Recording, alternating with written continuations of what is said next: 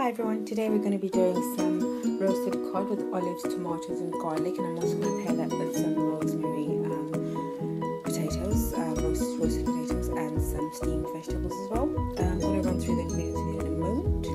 Okay, so I'm going to run through the ingredients. So we've got some cod fillets with a little bit of thyme on top of it. We've also got some button mushrooms, some baby corn, some olives, half a cup, some garlic, 3 cloves. We also have some baby potatoes, asparagus, some chopped beans and carrots and a little bit of broccoli. And we've also got a little bit of cherry tomatoes and some salt. For the rest of the seasoning, I've also got some parsley. I couldn't find any fresh ones in the store. Why would they not have any fresh parsley? Anyway, for my greasing, I'm gonna use on live fry olive oil cooking spray. These are the best.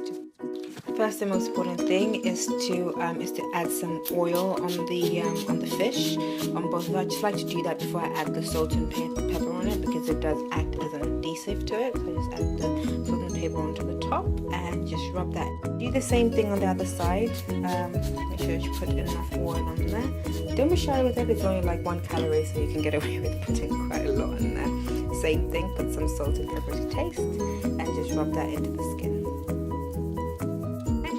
Next part of it is to just put the steamed fish into the parchment paper. That's the fun part of it. You just need to put the thyme in there. You need to put in a little bit of olives, some garlic, and the cherry tomatoes in there. After adding the olives, the garlic, and the cherry tomatoes, it kind of looks just like this. And after this, you can just literally fold it around over here and staple it. And I'll show you what that looks like in a bit. But second thing is to do the same thing to the other. Okay, so after filling it up, just like so, you want to fold over the edge of the parchment paper, just so that you can leave enough room in there for the steam to kind of go around, and you just want to staple the ends shut. Now the fun part is done, and that is now sealed shut. The next part is to do the potatoes in the little casserole. Not casserole, is it called ceramic dish? Just first things first, oil. With that all oiled well, now it's time to add the potatoes in there. Put in as much rice as you'd like. Make use of 2 dishes if it's going to be a little bit too full like this one. And the same thing, oil it right on the top, because potatoes.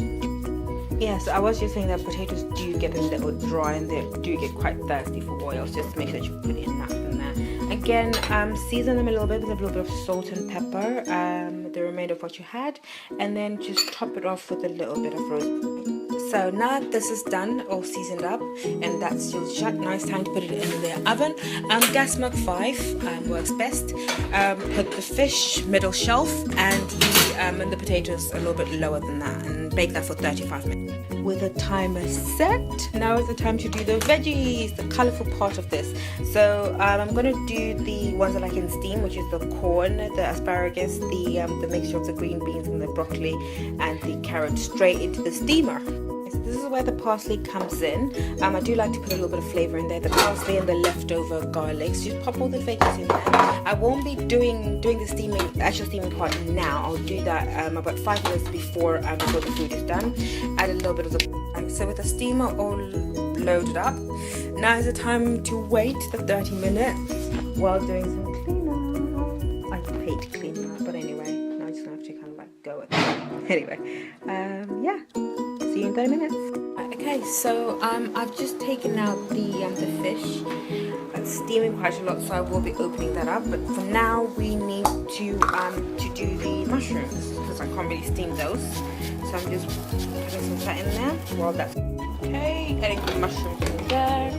Adding a little bit of the salt. And adding a little bit of the parsley. And literally, we're just gonna be mixing that as slowly or as quickly as it cooks. Look at how yummy this looks. It looks absolutely, and it smells amazing. I'm gonna open up the other one, and just be careful whenever you're opening this. Like, you don't want to do this by hand, because you will burn yourself. There is a lot of hot steam in there. Just use your scissors. Okay everyone, so now that the food is now done, the mushrooms are ready, the vegetables are ready as well, the fish is done, the roasted rosemary potatoes are now done and wine has been poured. It is now time to